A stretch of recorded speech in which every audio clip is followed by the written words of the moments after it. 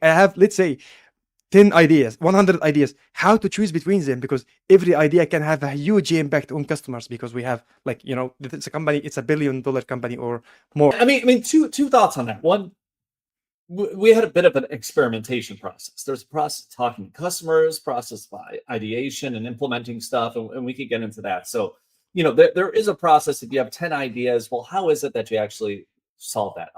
One great resource I would actually suggest for people is something that Adobe actually created and then open source. It's called Kickbox. Mhm. Kick is in like kicking a football, and Yeah, box is in this box. box. Yeah, yeah. And just go to kickbox.org, and anybody can download it. It's totally free. It's a way to kind of learn an innovation process. And it starts with lots of ideas. And once you Nice. have a lot of ideas, how do you filter? How do you do that? I would actually teach that. In fact, at PayPal, kind of we made our own version of that.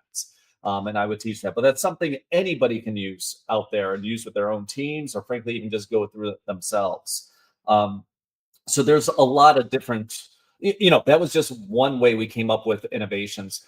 One other thing I do want to emphasize, because I want to bring this back to reality, because when I was at PayPal, there were, I don't know, 20,000, 30,000 employees there or something. And a lot of what I did was building the culture of innovation.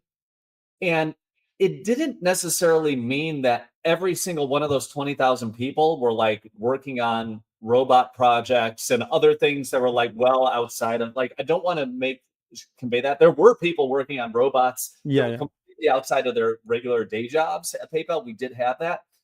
But what we actually tried to do was, while we did believe we had a culture of innovation for everyone, we did also have, for the people who really do want to go above and beyond, and with some, I think in some ways that is like who you're referring to here, like who are those people Yes. that go above and beyond? Yes. We enabled them to do kind of whatever they wanted.